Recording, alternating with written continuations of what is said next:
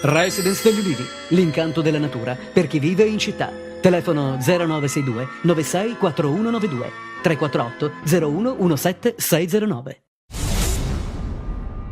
Due enormi voragini si sono aperte sotto l'asfalto della 3 nel tratto tra Cosenza e Roiano sulla carreggiata nord. A causa di due smottamenti ha ceduto il terreno sottostante al tratto stradale che praticamente è rimasto sospeso nel vuoto. L'ANAS, vista la situazione e la presenza dei due enormi crateri, ha disposto la restrizione della corsia. Il provvedimento limita, ma non elimina, le condizioni di pericolo. Un episodio di bullismo tra ragazzine si è registrato a Cosenza a bordo di un autobus in via Popilia. Un gruppetto di sedicenni ha aggredito prima verbalmente, poi con spintoni, calci e pugni una loro coetanea, che aveva la sola colpa di non essere del quartiere, obbligandola a scendere dal mezzo pubblico. Un atto di vandalismo portato alla luce dalla denuncia della sedicenne malmenata, che purtroppo non è isolato, visto che nei mesi scorsi la polizia aveva scoperto una baby gang tutta al femminile. Il leader dei movimenti diritti civili, Franco Corbelli, ha presentato un ricorso esposto urgente all'Ufficio elettorale centrale regionale della Corte di Appello di Catanzaro. Oggetto: la richiesta rigetto liste regionali candidati presidenza regione, chiedendo un rinvio delle elezioni regionali per il mancato chiarimento del meccanismo di riparto di 9 seggi premio di maggioranza. Corbelli ha incontrato la stampa davanti al Palazzo di Giustizia a Catanzaro. Senza questo chiarimento, a suo dire, le elezioni saranno destinate ad essere invalidate.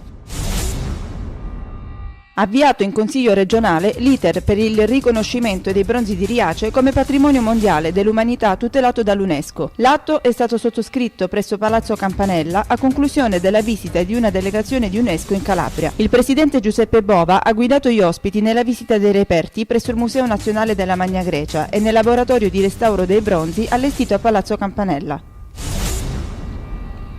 Tutte le campagne nazionali di Lega Ambiente passeranno per Crotone come città simbolo della Calabria dell'emergenza ambientale. E quanto ha comunicato Antonio Nicoletti della segreteria nazionale dell'associazione, sceso nella città pitagorica nell'ambito dell'iniziativa Treno Verde, in collaborazione con le Ferrovie dello Stato. Dall'analisi dei dati emerge che i rilievi dell'aria sono nella norma, mentre quelli acustici superano e di molto i limiti consentiti. Il sindaco di Catanzaro, Rosario Olivo, ha firmato ieri l'ordinanza per la requisizione degli alloggi di servizio Telecom di località Sancono, composti di 12 villette e 24 appartamenti, che saranno utilizzati per ospitare le famiglie che hanno dovuto abbandonare le proprie abitazioni in località Ianò Rumbolotto. L'ordinanza sarà attiva fino a quando non si sarà provveduto a mettere in sicurezza l'area, eliminando lo stato di pericolo, e comunque non oltre la fine dell'anno.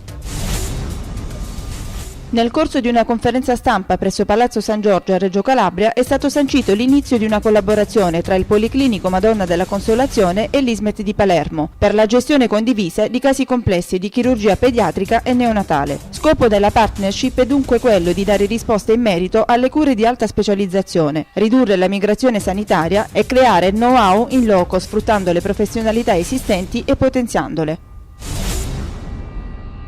È giunto ieri a Catanzaro il sindaco di Auschwitz per promuovere un gemellaggio tra Catanzaro e la cittadina polacca. Il primo cittadino di Auschwitz, tristemente nota per gli orrori del campo di sterminio lì ospitato, nel suo tour a Catanzaro ha visitato il Musmi in compagnia del vicepresidente del Consiglio provinciale Emilio Verrengia.